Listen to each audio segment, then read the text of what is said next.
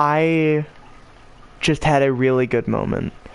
So if you guys don't know, in this game, your ghost, which is pretty much your companion throughout the game, there are some very memorable moments.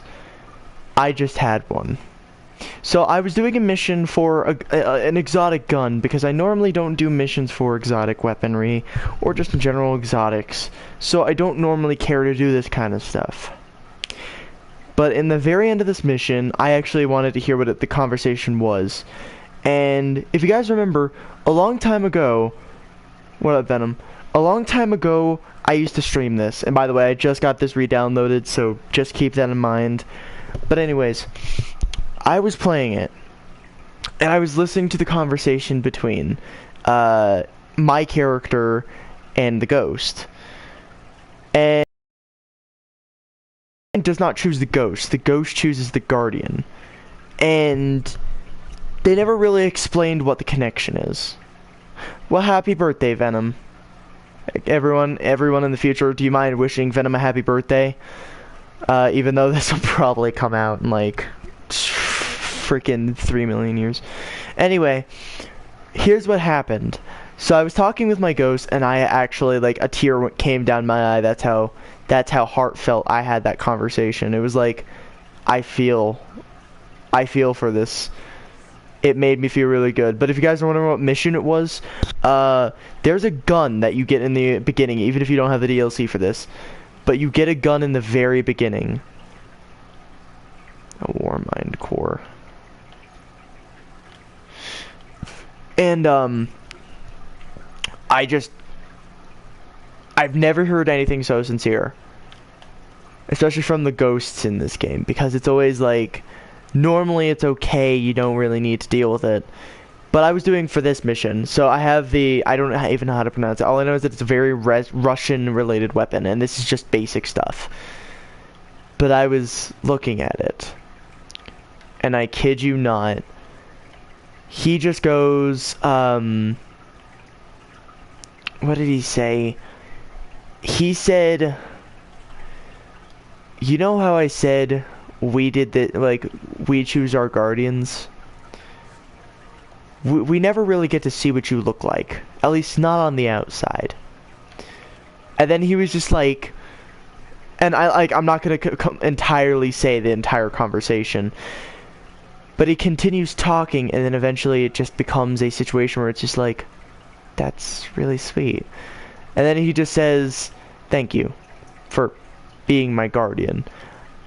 And the conversation ends, and he's like, let's go talk to Shiro. And I immediately, like, I just had a singular tear run down my eye, and I was like, it's so wholesome, you wholesome bastard. It was one of those moments where it's just like, you have to say you're a wholesome bastard, and you can't say I'm not being correct about that.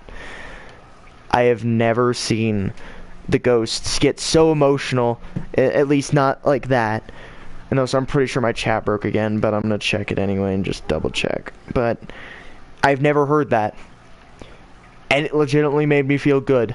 It made me feel good about myself, because it's one of those things where even if I don't care to be that person in a game, that would change it for me. Okay, so the chat's not broken, it's just no one's in it. Anyway, but it was one of those moments where it's like, it's interesting to hear that from your ghost, because, like, if you ever think about it, it kind of reminds you on how Detroit Become Human is. They're very, consistent about, wanting to be human. So it's not just a, this is or that, it's just a, how wholesome could it get? So as just playing with just this, it made me feel good. So I'm back to having an exotic weapon. So, like I said, it was one of those moments where I wasn't expecting it. And now I just feel happy.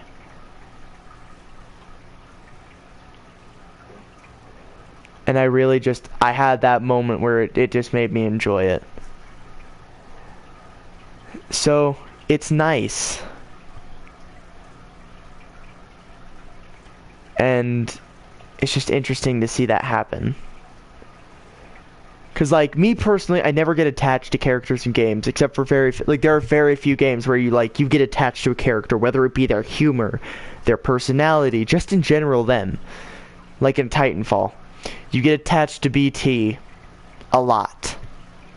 In Destiny, you'll get attached to your ghost, sometimes even, like, the leader characters, so, like, the Titan guy, like Zavala, you know, all of them, you'll get attached to them eventually.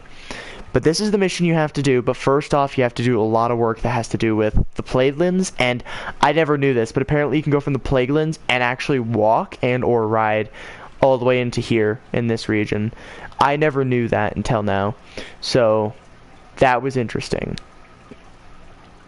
But anyways, I just had a really intimate moment with, like, a heartfelt conversation with the ghost, and it actually jerked a tear out of my eye. Like, normally I don't cry about games. Everyone should know this about me now. I don't usually cry over games. Even, like, just most of the time, I've never really said I care enough for a character to get emotionally attached to him. Or her, depending on the case. Like, Infinite Warfare. They force you to get attached to characters, and then as soon as you do, and by the way, if there's people who don't like spoilers, I suggest you skip about when I finish, so just wait until I'm actually loaded in. They get attached to all the characters you get, including Ethan and all them, and then they kill them off one by one at one of the very last missions you do, and it broke my heart, because Ethan was one of those characters where it's like, I always remember you.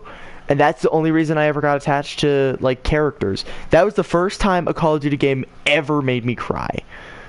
So, it's nice to see that even as a person of my background, I'm not jerked about games all the time, but there are some things that give me a moral perspective. So, like Red Dead Redemption, that gives me a huge moral responsibility. But sometimes it's okay to be a little bit of a butt. And I personally am a butt in that game, but I'm such a good person that it doesn't even matter, because I'll end up having a perfect reputation anyway. But it's one of those things where you don't expect it, so it jerks an emotion out of you. Like, I wasn't expecting to have that, like, heartfelt conversation with a ghost. That's kind of how it felt when, if you guys have been around for a while, if you guys don't remember this, I'm going to explain it to you. I'm religious in a way that most people who are usually Christian or just otherwise will misconceive. So, for example, I'm a witch, which is what my religion is. It's based on the Wiccan path, which means it's light magic, which is healing. I'm not a hexing or a vex, whatever you want to call it. Hex is usually what it is. I don't curse people, but I give them, you know, good hopes. If you guys remember this, I have a set. I used a set of tarot cards. This one at this time wasn't mine, but now I have my own set, which is based on the demonology, which is a muse thing, not a study of demons, but that is also a study of demons, demonology. But the spelling is different, is what I'm going to say. But I wasn't expecting to have such a nice conversation. Is one thing that I'll say and mean. It's that it felt good because I wasn't expecting it, and it caught me off guard. And a lot of games, like, there are some parts that will catch me off guard, like when I played The Last of Us, you get attached to characters really easily, and I could say that, but I don't get attached to characters so easily that it's like, I really need to see this character live. It's not that situation. It's more like, this character I'm attached to, but I don't want to do this. Like, it's one of those things where it's, again, one of those morally challenging things for me, where do I have to kill you? Is it absolutely necessary for me to just shoot you? Or, don't make me shoot you, I really do care for you. And it screws with people, because what happens is, I'm not a very emotionally person. Like I said, I'm not a very emotional person when it comes to games. But in this situation, it just made me emotional, and I don't know why. But it was one of those tearjerker moments where it's like a game gives you this realization that you two have been together, and it's neat. I always love those kind of things in games because you don't expect it, especially war games. Like, this game is pretty much a war game. The second one, you have these situations. The first one, which is the one I'm playing, is you have so many of those situations, it's not even funny. But when you have it, when doing a mission for a gun, it changes your perspective almost instantly. Because what happens is, you just immediately have this moment of, that's really sweet. And I do enjoy it, because it's one of those things where, even if I wasn't fond of people in this game, it would make me hurt to realize that almost every character in this game has some sort of importance in someone's heart. A ghost, for example. The ghost, in my opinion, is probably one of the cuter characters in any game besides, like, Borderlands, because who doesn't care for our boyo? But no matter what, it's one of those things where, even if I wasn't, like, you know, a person that I am today, it would still cause an emotion. It would cause an emotional reaction, which like I said, I always love an emotional reaction to a game. Especially war games, because war games have immersion, which is what I meant but didn't mean to say. Anyway, but it always brings something to me when it's something so different, but it's a war game. So, like, a war game, you get a strong connection with your ghost. And I say that out of a true statement. It is, I kid you not, so great to have that situation. But you never expect those kind of conversations almost instantly. So it's like, oh, you're giving me a tearjerker, my dude. And it's really nice, but it still just always makes you want to cry after hearing it, because it's so interesting that the people who make games can make it such an emotional game in a matter of just a few sentences, which the amount of voice lines that were said there was not enough to technically make me want to cry, but it gave me a tearjerker because that was a legitimate situation where it was like, you know what? I feel happy about this. It made me feel good. Mostly because it's one of those situations where it's something that isn't too serious, but at the same time, it means a lot to you and to the game character. So you have that emotional connection with your ghost, or even just another character. So like I said, I always got attached to Ethan, and every interaction, I'd even respond to it like I was the person. But I always enjoyed it because it's not like anyone's actually going to judge me for it. There's always that one person that answers to a game, even if it's not like a game that requires your voice.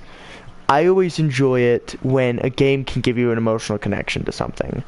Like, in BioShock, like, people are like, BioShock's a horror game. It is, in a way, but it's not scary enough to make you scream at night. Like, I could download it and play for hours on end, and I would not care. But then there's the Little Sisters. And everyone's like, those things are really effing creepy, get that away from me. And I'm over here saying, that is probably the cutest little girl because it reminds me of my ginger sister. Which is true. My sister is a ginger, and she is freaking adorable. But she's also quite terrifying. But she's mostly adorable. Almost 100% of the time, she's really cute in her own way. Which is what I enjoy about my family. We all have a way to express ourselves. Like for me, my best stress reliever and a way to express myself is through game. You wanna see the things that I would, you know, feel like internally? Militarized games. I always have this internal struggle, whether it be something that's family related or not. And you guys have heard me talk about my family before, especially nowadays. It's really hard to say this, but my mother is sick. As far as I'm aware, she doesn't have corona, but she is sick. And we're both just sitting here thinking, I hope she doesn't have corona. And it makes me concerned because if she gets corona, she is older and she's actually already ill as it is. If you guys remember, I told you we were in a car accident and she actually had a disease which got really bad. Like when I had anxiety, which I still do. Everyone still has a type of anxiety, but some is more or less than others. But in my case, my anxiety shot through the roof when I had a car accident, which always made it so Big crowds always gave me anxiety. Loud noises always gave me anxiety. And loud noises still give me anxiety. But I play games where there are a lot of loud and very crowded situations, and I'm not very anxiety. The only terms of anxiety I get from games is probably like when I played, if you guys remember when I played Until Dawn, I actually just stopped playing that game. I stopped it way after that. And it always, like, I feel like some people actually have a question about, like, what happened to that series. Nothing really happened to that series besides it gave me pure anxiety. Like, I could tell you right now that Saw isn't a very violent movie, or at least in my eyes it isn't a very violent movie. But when you're watching Saw and playing a game that can remind you of Saw that isn't Saw, it changes your perspective almost instantly. No matter how strong you are as a person, that game scared me. And I'm not scared of many people, which always makes people confused. Because you wouldn't expect that coming from a 17-year-old, but as a 17-year-old, I'm gonna tell you right now, that game scared me. It legitimately was one of the scariest games I've ever played. And I refuse to play it ever again. So what happens is, like, it's an internal struggle that some people may or may not understand, and I get if you don't. But, like, you also have to remember, I've been through some things, and some things do affect me unlike others. And some people may take that differently than others, but I say it out of the best of most people. Most people can't understand that fear can be many things to someone. And for most, even for me, spiders scare me because I am arachnophobia. I always have. But never have I ever said, I will never touch a spider. I'm willing to touch spiders as long as I'm aware of what kind they are. Like, I love tarantulas. I held a tarantula. I'm not afraid to touch those.